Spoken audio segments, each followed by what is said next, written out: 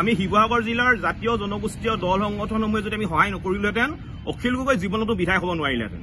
শিৱসাগৰ জিলাৰ জাতীয় জনগোষ্ঠীয় দল সংগঠনসমূহৰ অশেষ কষ্টৰ ফলত অখিল গগৈ আজি বিধায়ক হৈছে। সেই কথাটো অখিল গগৈ মনত ৰখাটো ভাল।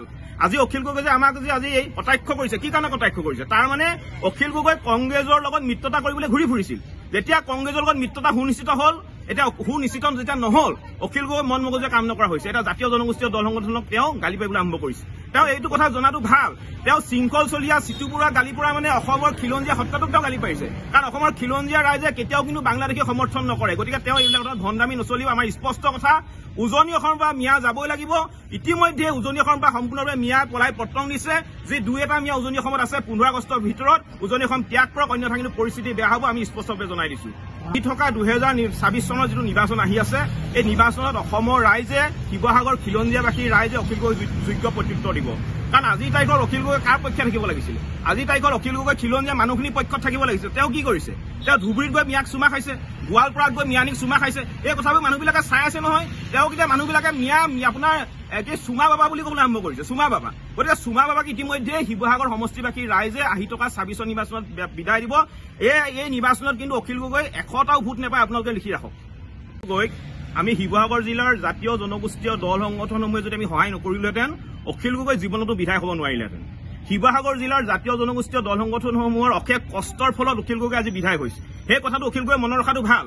আজি অখিল গগৈ যে আমাক আজি এই কটাক্ষ কৰিছে, কি কাৰণে কটাক্ষ কৰিছে? তাৰ মানে অখিল গগৈ কংগ্ৰেছৰ লগত মিত্ৰতা কৰিবলৈ ঘূৰি ফুৰিছিল। যেতিয়া কংগ্ৰেছৰ লগত মিত্ৰতা সুনিশ্চিত হ'ল, এতিয়া সুনিশ্চিত যেতিয়া নহল, অখিল গগৈ মন মগজে কাম নকৰা হৈছে। এটা জাতীয় জনগোষ্ঠীয় দল সংগঠনক তেওঁ গালি পাৰিবলৈ আৰম্ভ কৰিছে। তেওঁ এইটো কথা জনাটো ভাল। তেওঁ শৃংখল চলীয়া চিটুপুৰা গালি পৰা মানে অসমৰ খিলঞ্জীয়া সত্তাটোক তেওঁ গালি পাৰিছে। কাৰণ অসমৰ খিলঞ্জীয়া ৰাইজে কেতিয়াও কিন্তু বাংলাদেশী সমৰ্থন নকৰে। গতিকে তেওঁ এইবিলাক কথাত ভণ্ডামি নচলিব। আমাৰ স্পষ্ট কথা, উজনি অসমৰ পৰা মিয়া যাবই লাগিব।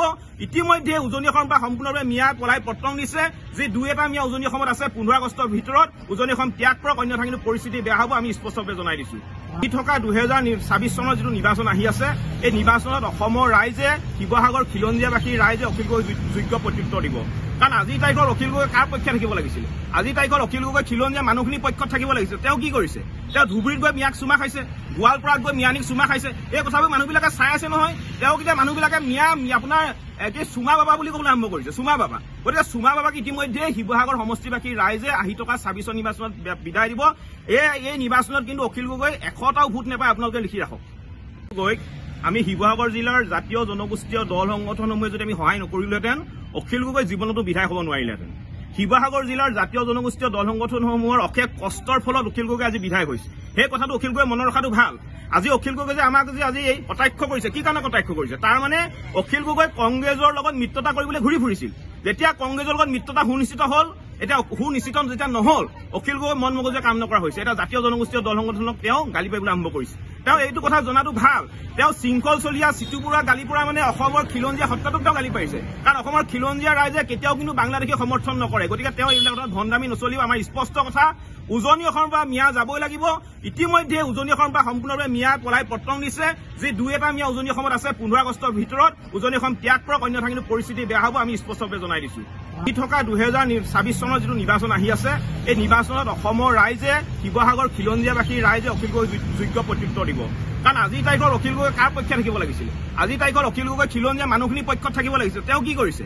তেওঁ ধুবুৰীত গৈ মিয়াক চুমা খাইছে, গোৱালপাৰাত গৈ মিয়ানীক চুমা খাইছে। এই কথাবোৰ মানুহবিলাকে চাই আছে নহয়। তেওঁক এতিয়া মানুহবিলাকে মিয়া আপোনাৰ চুমা বাবা বুলি ক'বলৈ আৰম্ভ কৰিছে, চুমা বাবা। গতিকে চুমা বাবাক ইতিমধ্যে শিৱসাগৰ সমষ্টিবাসীৰ ৰাইজে আহি থকা 26 নিৰ্বাচনত বিদায় দিব।